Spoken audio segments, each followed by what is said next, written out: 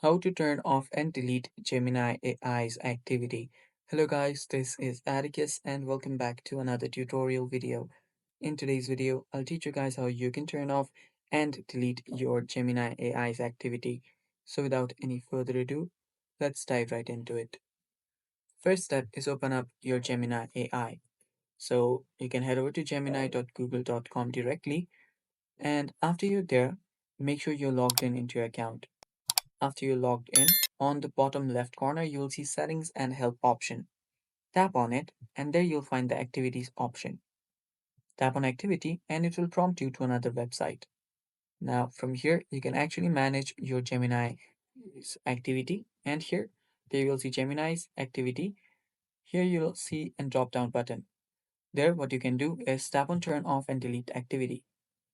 Then tap on Next, and after you do that, tap on Delete. After you do that, your deletion of your Gemini AI's activity is now complete and it's also turned off. And that's all for today's video, guys. Thanks for watching. Stay tuned for more upcoming videos and bye bye.